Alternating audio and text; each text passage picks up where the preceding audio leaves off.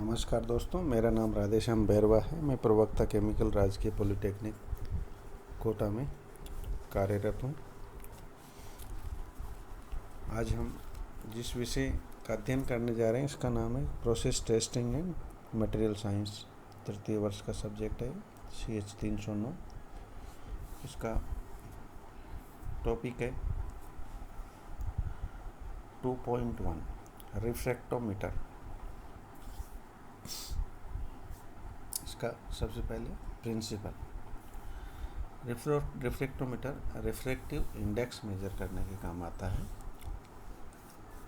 Refractive index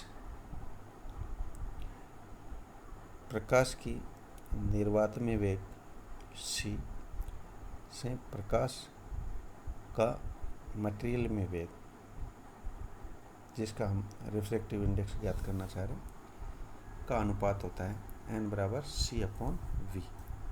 यहाँ पर c प्रकाश का निर्वातमीय वेग है, v प्रकाश का मटेरियल में वेग है, मीडियम में वेग। रिफ्रैक्टिव इंडेक्स को एंगल ऑफ इंसिडेंस और एंगल ऑफ रिफ्रैक्शन के आधार पर भी परिभाषित कर सकते हैं। रिफ्रैक्टिव इंडेक्स बराबर sin I/sin r। यहाँ पर sin I आपतित कोण की साइन ज्या है और sin r अपवर्तित कोण की साइन ज्या है। कंस्ट्रक्शन,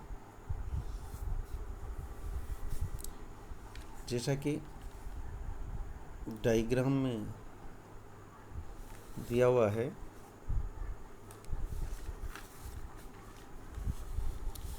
इसमें 2 आईपीस है सबसे ऊपर,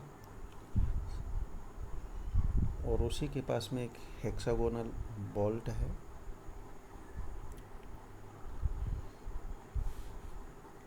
प्रिज्म है। अगर लाइट सही नहीं हो तो लाइट का जो है कोई लैंप यूज किया जा सकता है। स्केल है, रिफ्लेक्टर है, एक मिरर है जो चित्र में दर्शाया हुआ है। प्रिज्म में नीचे की साइड जो है लॉकिंग पिन है, उसको ये नीचे वाली पिन जो है, अगर नीचे वाला प्रिज्म अगर हटाना चाहें तो उसके लिए काम आती है। ऊपर वाले कॉर्नर पर भी एक लॉकिंग पिन है। ये नीचे वाले प्रिज्म जो मूवेबल है उसको उसमें सैंपल रख के लॉक करने के काम आती है।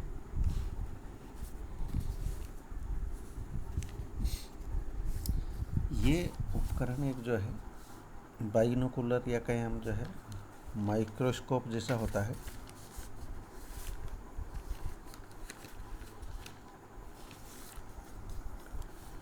इसमें रिफ्रैक्टिव इंडेक्स जिसका भी नापना हो उसे 2 प्रिज्म, जो नीचे वाला मूवेबल है, इसको हटा के नीचे की साइड मूव करके पहले स्पिरिट से साफ करते हैं। स्पिरिट अपने आप जैसे इवोपरेट हो जाती है। फिर जिस भी सैंपल का रिफ्रैक्टिव इंडेक्स नापना हो उसकी 2-3 बूंद नीचे वाले प्रिज्म पर डालते हैं और इसको जो ऊपर कॉर्नर पर छोटी सी लॉकिंग पिन दर्शाई हुई उसकी सहायता से लॉक कर देते हैं।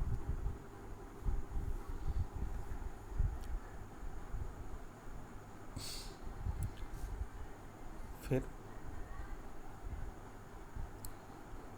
आईपीस की सहायता से देखते हैं राइट हैंड जो क्रॉस वायर की स्थिति है वो इस तरह से होनी चाहिए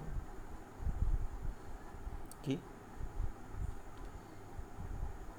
शेडो जो है आधी ब्लैक और आधी ब्राइट रहे। इसको जो है धीरे धीरे से देखते हैं। इतना धीरे भी नहीं कि सैंपल ही इवोपरेट हो जाए, क्योंकि जनरली इन सैंपल्स की इवोपरेटिंग टेंडेंसी रहती है। प्रिज्म पर साइड में जो है थर्मोमीटर लगाने की जगह है, साथ ही इन पे जो है 4 नोजल भी रहते हैं टेम्परेचर कांस्टेंट मेंटेन करने के लिए, ताकि किसी टेम्परेचर विशेष पर जो है रिफ्रैक्टिव इंडेक्स का मान मापा जा सके। इन प्रिज्म से 1.329 से 1.741 के बीच में जो है रिफ्रैक्टिव इंडेक्स अगर किसी मटेरियल का है तो उसे रिफ्रैक्टोमीटर जो एबेज का है इसके द्वारा मापा जा सकता है। दूसरा रिफ्रैक्टोमीटर भी आता है जो कवर्ड रहता है, उसमें रीडिंग जो है डिजिटल आती है। ये ऑप्टिकल इंस्ट्रूमेंट है, उसको धूल से रिस्क रहती है, इसलिए जो है इसे ढककर या बॉक्स में रखना चाहिए।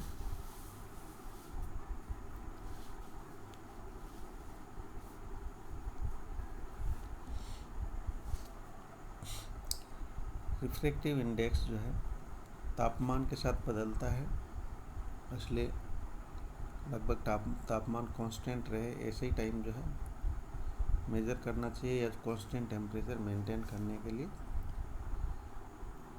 नोजल से जो है वाटर या कोई और लिक्विड सर्कुलेट करना चाहिए।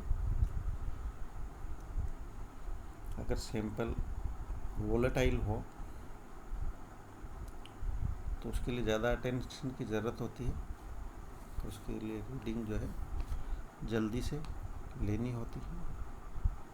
तीसरी जो प्रिकॉशन है वो इंस्ट्रूमेंट को जो है एक्सपेरिमेंट शुरू करने से पहले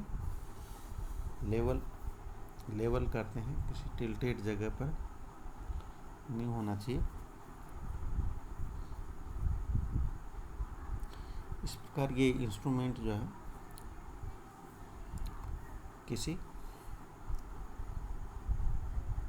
सैंपल का रिफ्रैक्टिव इंडेक्स मापने के लिए काम आता है। इसमें जो सैंपल होते हैं 2-3 ड्रॉप लेते हैं और नीचे वाले प्रिज्म पर उसको साफ करके डालते हैं, फिर उसके बाद बंद कर देते हैं, लॉक कर देते हैं। फिर राइट आई पीस है उसको जो है एडजस्ट करते हैं ताकि जो क्रॉस वायर क्लियर दिखे। फिर ऐसी स्थिति में जबकि जो है सर्कुलर सेक्शन आधा ब्लैक और आधा ब्राइट दिखे, कोई रेनबो जैसी स्थिति नहीं दिखे,